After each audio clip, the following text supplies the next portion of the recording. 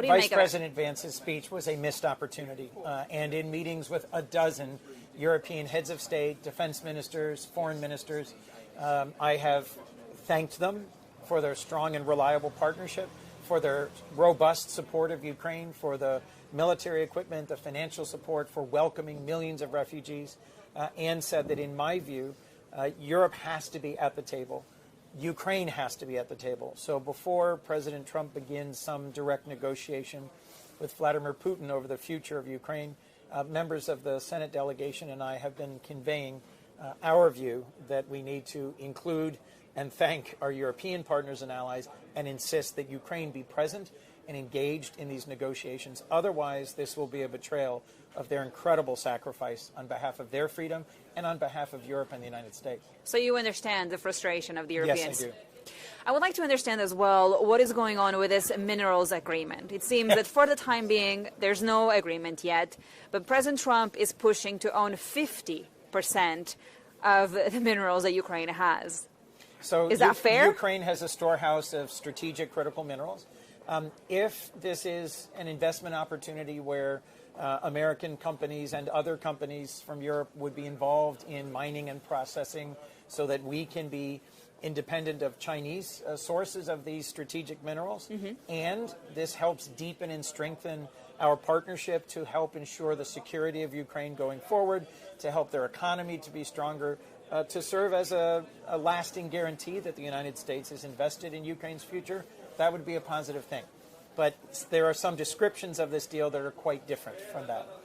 Do you think that this is actually the roadmap, really, that could lead to a solution here? Is the minerals agreement what will unlock some sort of peace for Ukraine?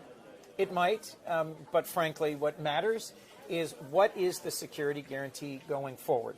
Because I am convinced that Putin will only stop when we stop him. And if he negotiates just sort of a temporary ceasefire and there is no clear security guarantee, he will start up again his invasion. His intention is to occupy all of Ukraine. And he is willing to pay an enormous price in lives and in treasure and in military hardware to accomplish that. So I think the minerals deal, if that allows President Trump some sort of off-ramp and to say we're investing in Ukraine's future, that could be a positive thing. But at the end of the day, what matters is after all this fighting and all this sacrifice, Ukraine has to be at the table and their future security has to be guaranteed. What would it take to have Donald Trump accepting Ukraine in NATO? Do you think that's feasible at all? I don't know, because I don't speak for President Trump. But of course, but from an American perspective. From an American perspective, look, I think having a clear path towards being able to meet NATO standards for security and stability, traditionally that has meant you can't have on your sovereign territory a foreign army. And so this would be a different sort of a construct, because clearly in the next 6 months or a year, Russia's military is not going to be completely removed from sovereign Ukrainian territory. So I think having an accepted and defined gray zone or accepted boundary for now, while refusing to accept Russian sovereignty over all of Ukraine, would be a key piece of that negotiation, and a difficult one.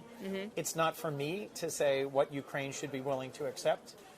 But I think after all the investment we've made and all the fighting that has happened, we cannot betray Ukraine's commitment to fighting for its freedom. There's a recent report suggesting that the U.S. has asked the European capitals to provide concrete details on what sort of guarantees they could give to Ukraine.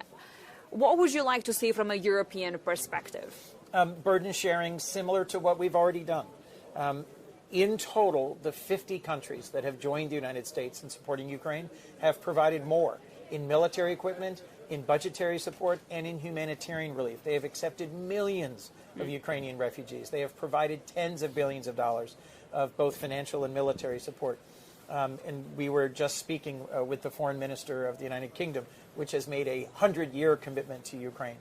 Germany is the single largest provider of material, of weapon systems, other than the United States. So I would expect continued support of the type that they have already provided. Now, you've been coming here several times. Yes, it's not your years. first Munich Security Conference. Some participants described to me that this summit this weekend has had a sour taste. How are you leaving Munich, and how would you describe this one summit here?